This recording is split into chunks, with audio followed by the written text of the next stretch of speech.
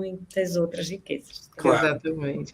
E você está falando a respeito, né, das pessoas, né, como o Lucas bem pontuou aqui, quererem ver você mais em novelas, mais na TV e tal. A sua chegada, né, o anúncio de que você estaria numa novela das 9, né, no Lugar ao Sol, assim, foi muito, depois acho que de 25 anos, né, de ter feito uma novela inteira, foi muito celebrado pelo público, né? O público ficou muito feliz, a gente aqui também ficou muito feliz de saber que você estaria numa novela, e o personagem que foi belíssimo, né? E teve também essa história, que eu sou muito fã, o Lucas acredito que também, enfim, todo o Brasil todo aí, a respeito de Retrato Falado. E a gente pôde ter esse gostinho novamente nessa celebração de 50 anos do Fantástico, em que você foi convidada a refazer ali aquele quadro específico, né, para comemorar ali os 50 anos do Fantástico. Eu tinha várias histórias para mandar na época para você poder fazer o Retrato Falado, mas segurei a minha onda. Mas eu queria saber como é que foi voltar a fazer, né, o Retrato Falado, o que você recebeu, de repente, de retorno, né? As pessoas estavam realmente com saudade de ver você ali representando, né, uma história tão verídica ali, né? Vou te falar, para a gente foi muito emocionante, sabe? Porque o Retrato Falado foi a nossa vida por muitos anos, foram 9 anos, foram 176 mulheres, fora os outros programas que a gente fez naquele... A gente tinha 10 minutos no Fantástico. E como o Fantástico, o Retrato Falado, era uma mesa de criação de roteiro muito profícua, e gente falando, e o José Roberto Toreiro, o Maurício Arruda, a Mariana Veríssimo, a própria Alicia Manso escreveu com a gente no Retrato, o Luiz comandando tudo, o Luiz Vilas. E aí o que aconteceu foi que a gente fez o Copas de Mel, o Dias de Glória, o Fazendo História, outros programas que até a gente chama de filhos do Retrato, que foram ali dentro daqueles 10 minutos do Fantástico. E aquilo foi, para a gente, uma vida, porque a gente não filmava no Projac. O que é uma coisa curiosa, quando eu chego no Projac, eu ainda falo assim, onde é que o Estúdio F? As pessoas acham que eu estou fazendo um tipo. Porque, na verdade, eu tive 18 anos na Globo, só que 9 anos...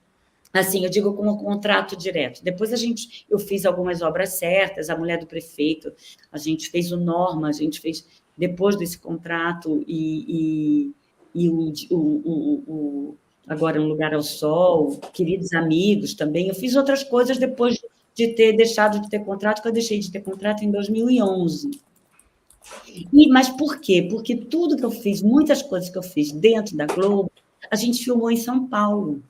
E a gente filmava assim que nem cinema, uma equipe reduzida, uma câmera só. E isso foi uma vida por muito tempo. O Retrato foi para a gente muito... Era a nossa vida aquilo durante 9 anos. Né? Eu fiz teatro depois de um tempo, mas aquilo era uma dedicação muito grande. E agora a gente voltou a ter um gostinho. Não, o dia que eu fui gravar lá na Berrine, eu fui gravar com eles a cabeça... A gente gravou na Berrine, mas antes eu fiz a entrevista, que apareceu eu sendo entrevistada, e a cabecinha que eu falava assim, hoje o Retrato Falado vai contar a história da Renata. Quando eu comecei a falar isso, comecei a chorar. Que legal. Na verdade, foi muito tempo, né? Tem o livro do Retrato Falado, que eu acho que até agora está esgotado, foi um livro que eu escrevi contando algumas histórias e como foi fazer o retrato. É muito bonito. Então, tem foi uma época da nossa vida que eu falo que os meus filhos vão estar casados, com o neto na mesa, e eu vou falar assim, a gente estava fazendo o retrato, aí eles falam, não, mãe, eu não acredito que você vai falar de novo do retrato. Isso é muito bom. E, Denise, a gente está aqui babando e falando de sucessos seus, assim, o Retrato Falado, com certeza, é uma coisa que a gente olha para você e dá realmente vontade de te contar uma história para conversar sobre isso, né? Tem muitos sucessos seus no teatro, na TV, e aí você falou de Norma, né? Eu vi que alguns sites, alguns lugares, colocou isso como um fracasso. Você considera ter sido um fracasso seu na sua carreira? Porque, né, lembrando, era para ter, acho que, mais capítulos e acabou sendo cancelado antes da hora na Globo, né? Acabou antes na verdade, foram ao ar, acho que não chegou aí o terceiro, a gente estava com o terceiro pronto. Não, acho que foi o terceiro, e a gente, pelo menos... Mas o que aconteceu, eu acho que o Norma era uma ideia incrível do Luiz. Talvez tenha sido uma ideia que veio antes do seu tempo, porque a gente fazia um programa que era gravado ao vivo pela internet, onde o público mudava o roteiro. Era uma mulher que era viciada em pesquisas, ela trabalhava com pesquisas e ela acabava mudando a vida dela pelas pesquisas. Era uma ideia gênio, era aí Maurício também escrevendo com a gente, Maurício Arruda, e era uma coisa de uma animação, a gente estava completamente envolvido com aquilo. Eu abri um blog, eu falava com as pessoas pelo blog, isso em 2009, Lucas, você imagina. Uhum. É uma época que não tinha essa coisa da rede social, essa coisa de você falar o tempo inteiro em live. Eu abri uma hora em uma live num blog e as pessoas falavam comigo e a gente sobre comportamento humano, era uma coisa incrível.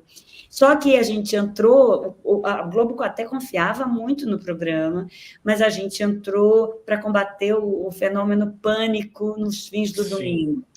Sim. Tá. Para você ver como era a coisa, era uma briga de audiência absurda, a gente entrou, no dia que a gente entrou com Norma, eu me lembro que no Pânico eles colocaram mulheres nuas fazendo estrela na praia. Aí eu falei assim, gente, desculpa, não tem como competir com isso. Não tem.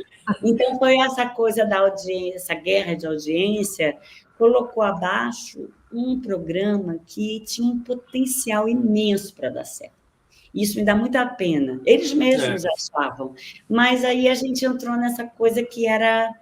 Aí você fala assim, deve ter algum lugar escrito fracasso, né? Porque foi um programa que entrou no ar, foi o segundo, foi o terceiro, não foi o quarto episódio. E era para ficar. Sim.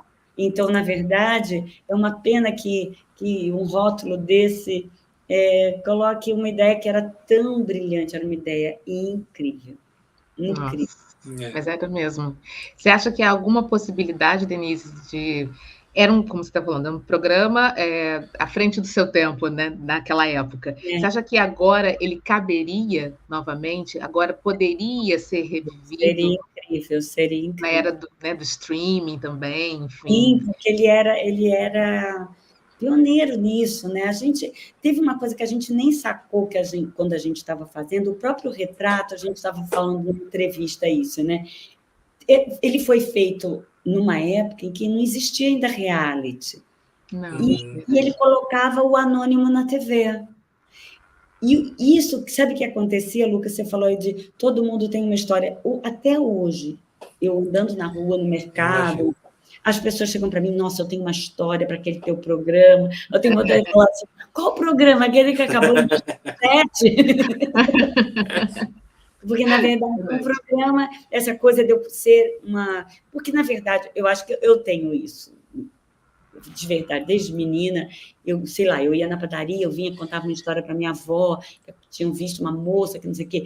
Então, eu sempre fui uma pessoa muito atenta assim, para essas histórias cotidianas que a gente esbarra indo no mercado mesmo, né? A vida é muito rica, né? E eu acho que se você põe atenção e incita sempre a sua curiosidade, a própria vida, ela te dá um show todo dia, assim, no metrô, aonde você estiver, se você conversa com alguém, né? Eu fico pensando, a gente agora com o celular, a gente perde cada vida dos motoristas de táxi, dos motoristas de aplicativo, que a gente entra no carro e já entra no celular, e muitas vezes você só começa assim, você trabalha nisso há muito tempo. Aí pronto. Eu me esforço muitas vezes a falar, não, Denise, deixa de lado, conversa com essa pessoa, porque você pode ter muito mais